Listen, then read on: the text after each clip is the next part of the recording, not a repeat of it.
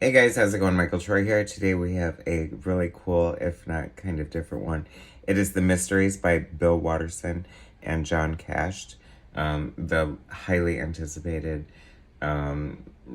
illustrated storybook by Bill Watterson. It is super cool. I love it. I cannot wait to share it with you guys. So subscribe to my channel if you haven't already. Hit that like button and let's get right into it. So Bill Watterson, obviously you know that name, Calvin and Hobbes, the famous legendary cartoon. Full disclosure, I love the art. I've always loved the style. I've been a less than casual fan, reading it here and there when it popped up. My brother was a huge fan, so I felt like it was his fandom. He owned it, and so I just kind of let him have it. I feel like it's something I would definitely like to delve into and get into, and I feel like once I do, I will be hooked, I'm sure, because I've always loved the art. I think the aesthetic is gorgeous. And I know it's genius. I know it is. I just feel it. And I mean, it's such a great part of pop culture, whether you're a comic book fan or not. I mean, arguably, it's not a comic book, it's a comic strip. And this is not a comic book. I normally do comic books, but it's a storybook. It's a fairy tale for adults, they're calling it. You know, I'm calling it the book that took more than 10 years to make and less than 10 minutes to read. It's a collaboration. Bill Watterson wanted to paint a project and came up with the story, The Mysteries, and then shelved it because he felt like he didn't know how to approach it. He didn't think it was illustratable.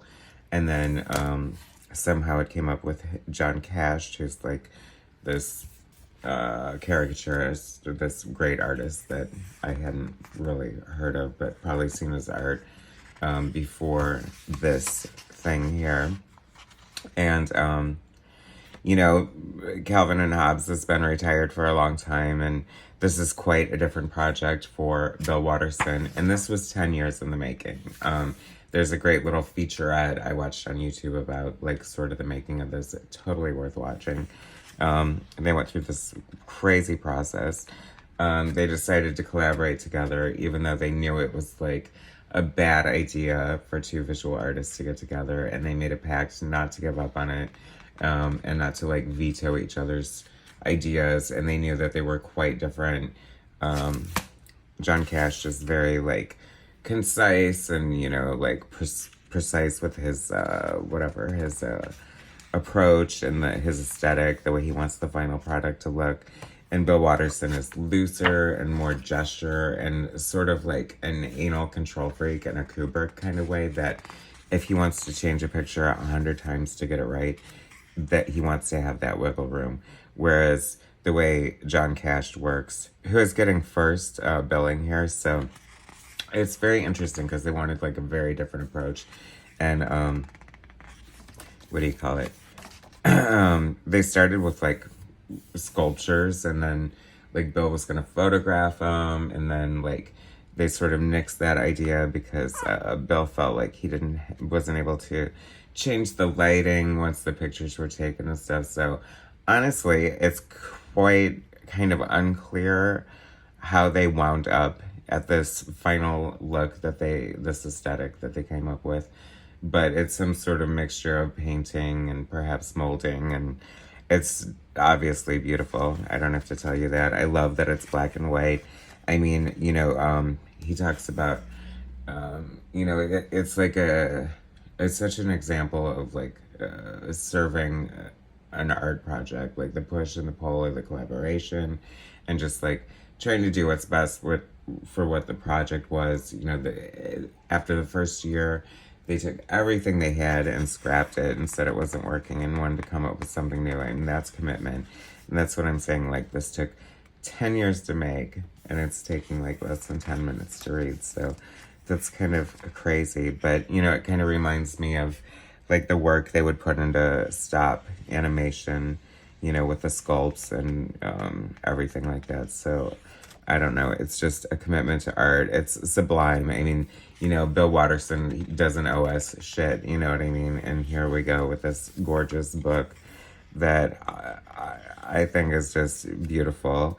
the story, like he said, he didn't want the pictures to be too matchy with the story, because like he wants it to be sort of timeless, and you like take what you get from it, like a good fable or story does. And I think it does all that. I mean, look how gorgeous the art is in here. I don't know.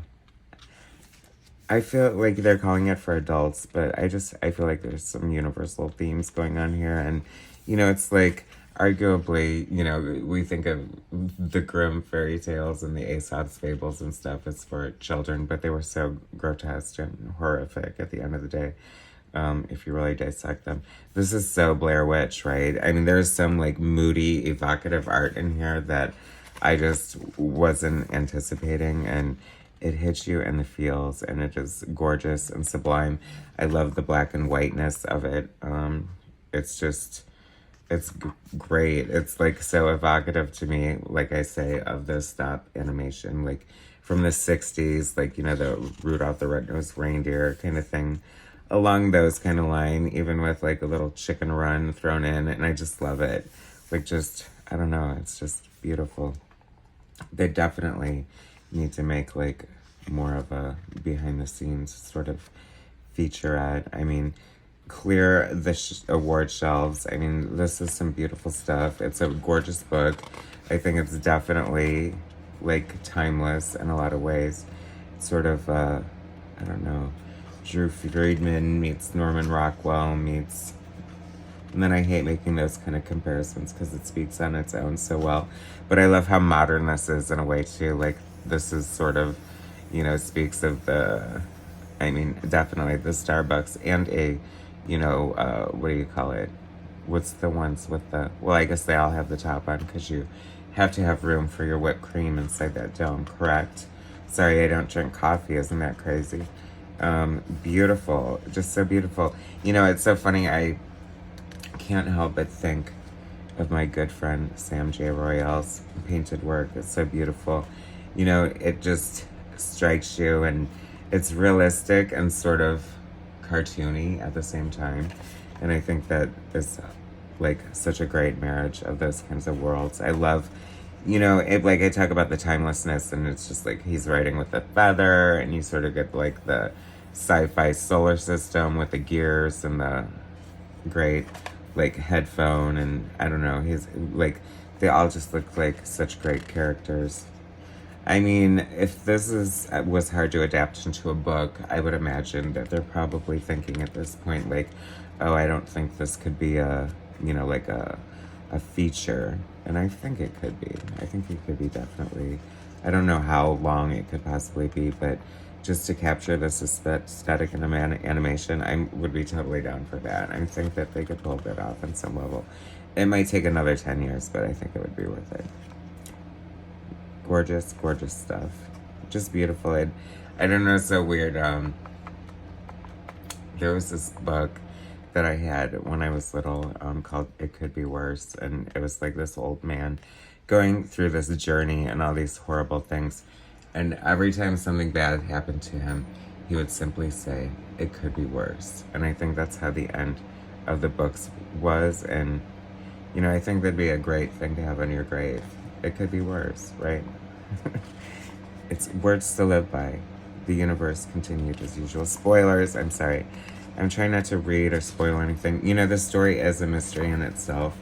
I mean, even Bill Watterson himself said that it sort of shows something without showing anything and says something without saying anything. I know that's so weird and esoteric or whatever, but what a beautiful book. $20, worth every single penny.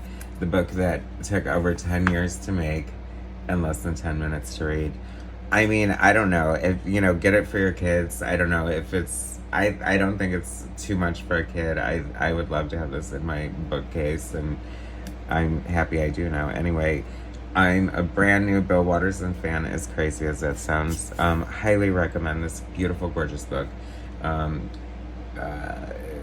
Definitely check it out. The Mysteries by Bill Watterson and John Kascht. Thanks for watching, guys. Subscribe to my channel if you haven't already. Hit that like button, and I will bring you more later.